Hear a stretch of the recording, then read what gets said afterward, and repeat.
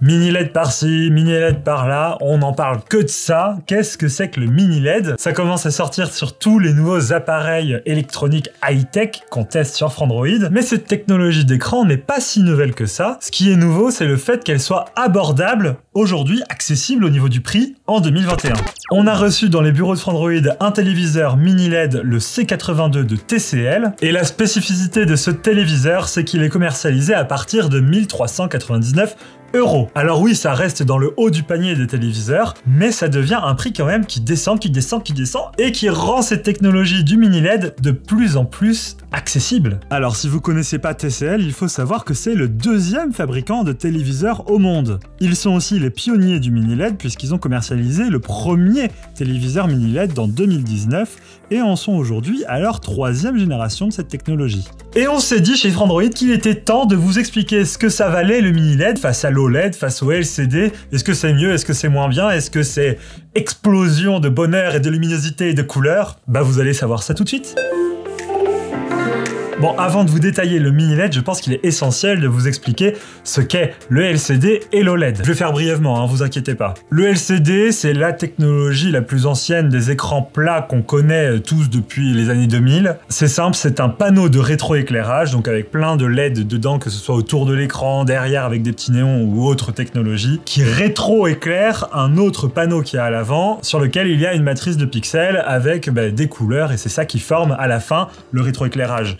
La matrice de pixels, l'image. Pour concurrencer cette technologie qu'est le LCD, on a créé l'OLED. Alors l'OLED, c'est une toute autre religion, car là, il n'y a pas de panneau de rétroéclairage et de matrice de vent ou quoi, c'est juste un panneau avec plein de petites diodes LED qui s'allument et qui s'éteignent en RGB-W, en rouge, vert, bleu, blanc, enfin, c'est comme vous voulez. Ce qui fait que quand un pixel est éteint sur un téléviseur OLED, c'est-à-dire qu'il est noir, eh bien la diode est elle-même éteinte, indépendamment des autres. S'il y a un petit point noir au milieu de votre écran OLED, eh bien il y aura ce petit groupement de diodes LED qui sera complètement éteinte, et ce qui permet d'avoir un contraste qu'on dit infini, car c'est un noir éteint. On peut pas faire plus noir sur un écran, quoi. Alors que sur le LCD, vu qu'il y a quoi qu'il arrive un rétroéclairage qui avait derrière la matrice, si le pixel s'éteint, il y a toujours le rétroéclairage qui est derrière à rétroéclairer tout ça. Ce qui fait qu'un pixel éteint paraissait légèrement gris par rapport à un écran OLED, parce qu'il est éclairé, ce pixel. Ah oui, comme ça il y avait le rétroéclairage, il n'y peut rien. Bon, et face à cet écran OLED qui est de moins en moins cher aujourd'hui, qu'est-ce que répond l'industrie de l'écran LCD? Eh ben, ils répondent le mini LED. C'est une variante de la technologie LCD, c'est-à-dire qu'il y a toujours un panneau de rétroéclairage, mais cette fois-ci spécificité, il y a des mini LED qui composent ce panneau de rétroéclairage. Alors il y a plus ou moins de diodes mini LED sur l'écran de rétroéclairage selon le constructeur. Ce n'est pas une science exacte, mais le principe est le même tout le temps. Plutôt que de faire un panneau de rétroéclairage qui rétroéclaire toute l'image quoi qu'il arrive, et ben le mini LED, il va éclairer seulement précisément les zones dont elles ont besoin d'être éclairées. Donc par exemple, s'il y a une partie de l'image qui est un peu plus sombre, comme cette table, et ben les mini LED vont réduire leur intensité de rétroéclairage dans cette zone-là. Alors que les zones qu'il y a autour de mon visage, qui sont des teintes assez lumineuses, les mini LED vont elles s'activer et envoyer plus d'intensité lumineuse. En bref, les mini LED s'activent et se désactivent selon l'image qu'il y a d'affiché, et si tout à coup l'écran devient noir, bam, les mini LED s'éteignent. Vous vous doutez bien qu'avec cette technologie, on se rapproche dangereusement de l'OLED.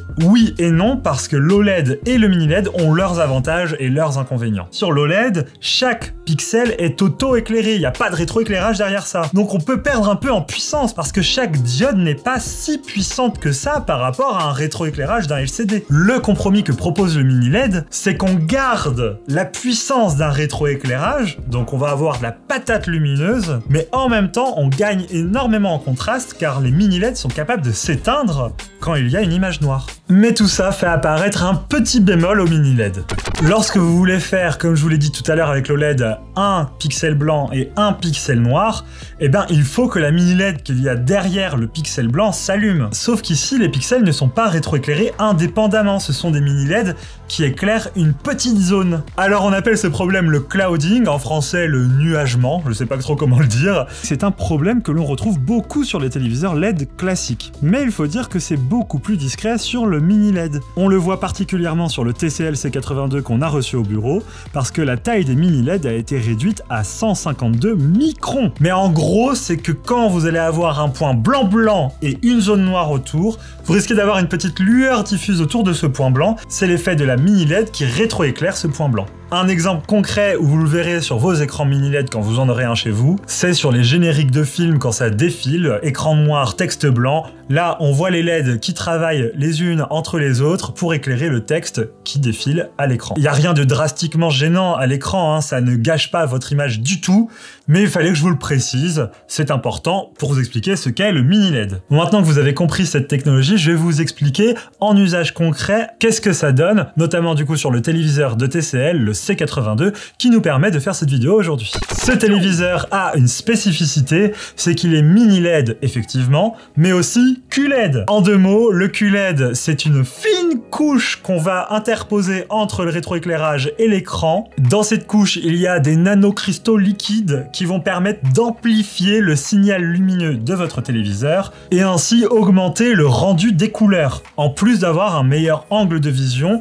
C'est-à-dire que si vous êtes assis à côté de votre téléviseur, vous verrez aussi bien que tout en face. En plus de ça, il couvre la plupart des normes HDR que vous pouvez trouver sur le marché. HDR10+, Dolby Vision, HLG. Donc là, on peut pas faire mieux. Autre point intéressant sur ce téléviseur, si vous regardez son épaisseur, il n'est pas si fin que ça parce qu'il propose tout un système son intégré. Ce système son est proposé par une entreprise experte en audio, Onkyo. Il y a donc une barre de son en bas en face du spectateur 2.1, un subwoofer à l'arrière du téléviseur, ça vous fera des bonnes basses, et tout ça fonctionne avec la norme Dolby Atmos qui permet de verticaliser les sons, donc c'est-à-dire que vous allez entendre du haut, des trucs en bas, ça va dans tous les sens. Si vous faites partie des chanceux qui ont une PlayStation 5 ou une Xbox Series X, parce que oui, c'est rare sur cette planète Terre, et ben vous avez peut-être besoin des derniers ports HDMI 2.1 qui permettent de faire du gaming 4K en 120 images par seconde. Sur les 4 ports HDMI du téléviseur, TCL vous propose 2 entrées HDMI 2.1 qui supportent le 4K 120 Hz, puis 2 autres supportant soit la 4K 60 Hz, soit le Full HD 120 Hz. Il est aussi compatible VRR et FreeSync,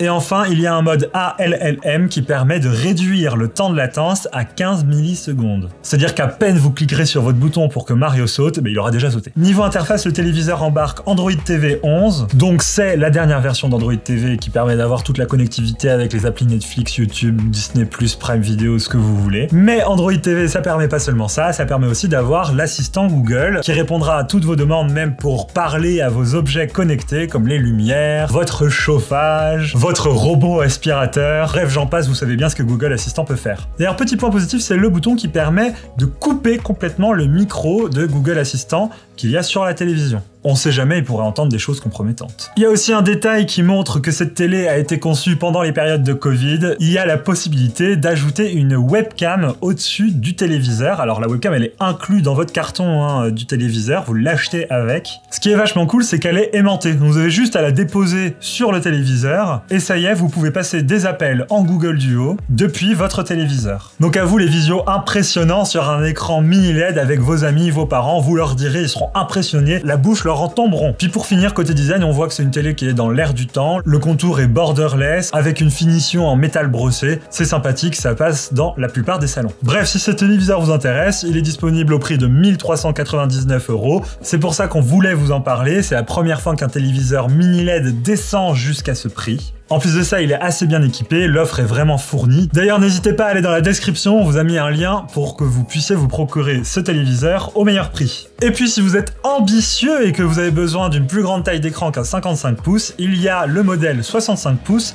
qui est à 1799 €. Là, il faut un peu plus ouvrir le porte-monnaie, mais voilà, c'est comme ça. Merci d'avoir regardé cette vidéo, j'espère que vous aurez appris quelque chose. Bon, en tout cas, j'ai beaucoup aimé me renseigner sur cette technologie qu'est le mini LED, qui arrive à grands pas, ça arrive sur beaucoup d'appareils en ce moment. N'hésitez pas à laisser un j'aime à cette vidéo si ça vous a plu, et suivez-nous sur les réseaux sociaux, Facebook, TikTok, Twitter, Instagram, etc. j'en passe. Allez, je vous laisse, vive la technologie, et vive les téléviseurs!